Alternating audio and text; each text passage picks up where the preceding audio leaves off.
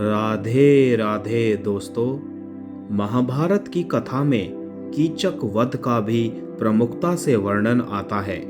पांडव जब 13 साल के अज्ञातवास में थे तब पांडवों ने कीचक का वध किया था। कथा में आगे बढ़ने से पहले मेरा आप सभी से हाथ जोड़कर निवेदन है, मेरे चैनल को सब्सक्राइब करके बेल आइकन को जरूर प्रेस कर दीजिएगा। तो चलिए मित्रों, कथा को आगे बढ़ाते हैं।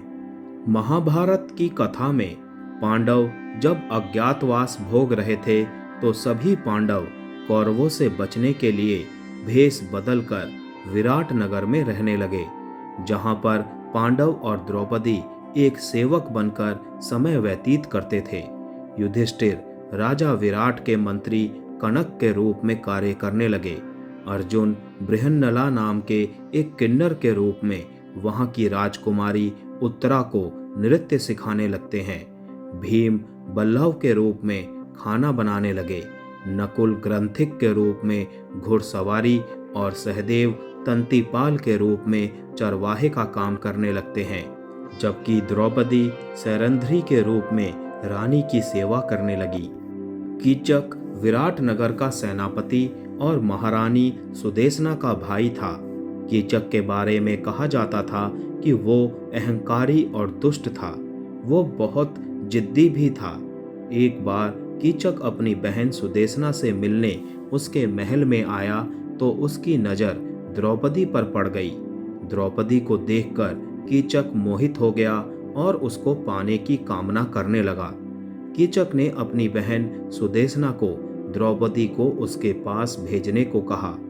रानी की आज्ञा से द्रौपदी कीचक के पास जाती है। कीचक द्रौपदी पर गलत नजर डालता है। द्रौपदी इसका विरोध करती है और उसे गंभीर परिणाम भुगतने के लिए कहती है। इससे कीचक समझ जाता है कि ये कोई मामूली दासी नहीं है। कीचक को शक होता है।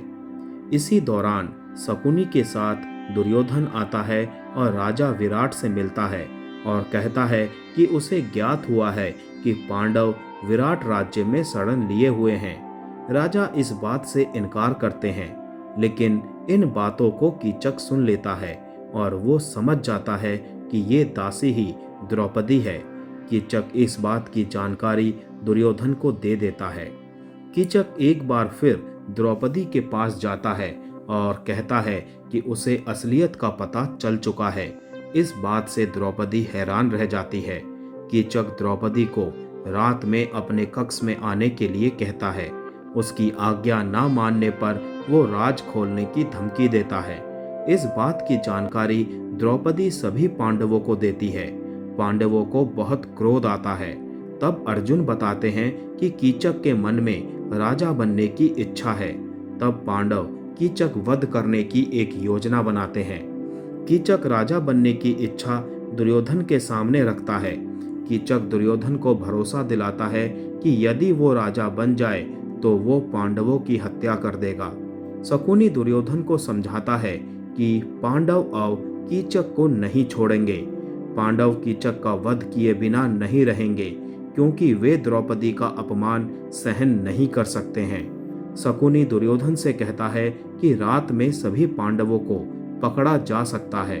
रात में पांडव जैसे ही कीचक को मारने आएंगे तो शोर होगा और तभी दुर्योधन अपने सैनिकों के साथ पांडवों को पकड़ लेगा।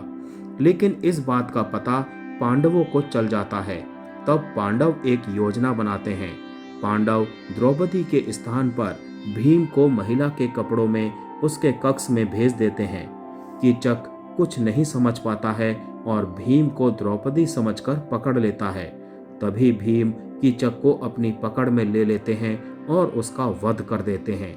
कोई शोर ना हो, इसके लिए अर्जुन किन्नर के रूप में संगीत पर नृत्य करने लगते हैं। इस प्रकार दुर्योधन और शकुनी को कुछ पता ही नहीं चलता है और कीचक का वध भी हो जाता है। जय श्री कृष्ण।